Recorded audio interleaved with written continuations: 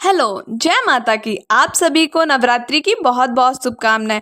आप सभी का स्वागत है हमारे नए YouTube चैनल पर, जहां हम आज से हर रोज माता के दिव्य भव्य और अत्यंत शक्तिशाली स्वरूप के बारे में बात करने वाले हैं, जिसमें हम आपको बताएंगे कि माता के 9 किस दिन किस अवतार में पूजा की जाती है और इसके पीछे की क्या रहस्यमय कहानी है। तो चलो आज का वीडियो शुरू करते हैं। लेकिन वीडियो शुरू करने से पहले अगर आपने अभी तक हमारे चैनल को लाइक और सब्सक्राइब नहीं किया है तो प्लीज़ इसे लाइक और सब्सक्राइब करना ना भूलें, क्योंकि मैं चाहती हूँ कि मेरे वीडियो का नोटिफिकेशन सबसे पहले आप तक पहुँचे। तो प्लीज़ वीडियो को सब्सक्राइब जरूर करें। तो अब हम बात करते हैं माता के आज के स्वरूप की। जैसा कि आपको पता है कि आज नवरात्रों का चौथा दिन है। नवरात्रि का आज चौथा दिन है। इस दिन माँ कूष्मांडा की पूजा होती है। ऐसा माना जाता है कि माँ कूष्मांडा की पूजा करने से धन बल की प्राप्ति होती है, साथ ही ताकत और बुद्धि भी बढ़ती है। माँ कूष्मांडा को ब्रह्मांड की रक्षक भी कहते हैं। इसीलिए आज हम माँ कूष्मांडा की पूजा कैसे करें और माँ कूष्मांडा को क्या भोग अर्पित करें, इस बारे में बात करने वाले हैं। नवरात्रि के चौथे दिन माँ कूष्मांडा की पूजा की जाती है और इस दिन विधि विधान से माँ दुर्गा की आराधना भी की जाती है।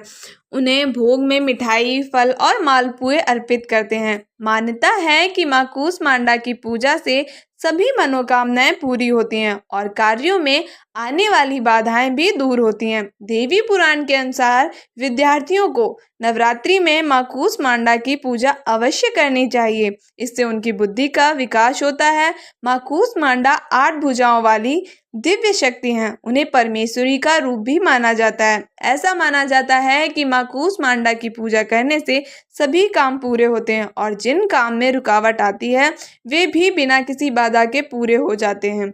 माँ कूष्मांडा की पूजा करने से भक्तों को सुख और सौभाग्य मिलता है। देवी पुराण में बताया गया है कि विद्यार्थियों को नवरात्रि में माँ कूष्मांडा की विशेष पूजा करनी चाहिए। माँ दुर्गा को उनकी बुद्धि का विकास करने में सहायक होती हैं।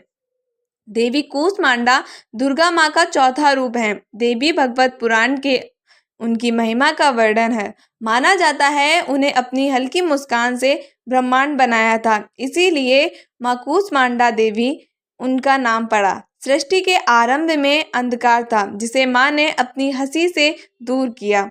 उनमें सूर्य की गर्मी सहने की शक्ति है, इसीलिए उनकी पूजा करने से भक्तों को शक्ति और ऊर्जा मिलती है। माँ कूष्मांडा का स्वरूप बहुत ही खास है। उन्हें दिव्य और अलौकिक भी माना जाता है। वह शेर पर सवार होती हैं। उनकी 8 भुजाएं हैं जिनमें अस्त्र होते हैं। माँ कूष्मांडा हमें जीवन शक्ति देती हैं। माँ कूष्मांडा शेर पर सवारी करती हैं। उनकी 8 भुजाओं में अलग अलग चीजें हैं। इन भुजाओं में उन्होंने कलश, कमल, कमंडल और सुदर्शन चक्र पकड़ा हुआ है। माँ का यह रूप हमें जीवन शक्ति प्रदान करने वाला माना गया है। माँ का यह रूप हमें जीने की शक्ति देता है। माँ कूष्मांडा का रूप बहुत ही दिव्य है। यह हमें शक्ति और प्रेरणा देता है। माँ कूष्मांडा की पूजा नवरात्रि में होती है और इस दौरान भक्त माँ को प्रसन्न करने के लिए कई तरह के उपाय करते हैं। माँ कूष्मांडा की पूजा में पीले रंग का केसर वाला पेठा रखना चाहिए और उसी का भोग लगाएं। यानी माँ को केसर वाला पीला पेठा चढ़ाना चाहिए और उसे प्रसाद के रूप में बांटना चाहिए। कुछ लोग सफ़ेद पेठे का भी भोग लगाते हैं। इसके अलावा मालपुए और बतासे का भी भोग चढ़ाएं। नवरात्रि के चौथे दिन सुबह जल्दी उठकर स्नान आदि कर लें और फिर पूजा की तैयारी करें। माँ को पीले वस्त्र, फूल, फल, मिठाई, दीप, नैवेद्य और अक्षत अर्पित करें। सारी सामग्री अर्पित करने के बाद माँ की आरती और भोग लगाएं। अंत में क्षमा याचना करें और अगर आप दुर्गा सप्तशती और दुर्गा चालीसा का पाठ करना चाहते हैं तो यह भी कर सकते हैं। जय माता की। जय माँ कूष्मांडा की।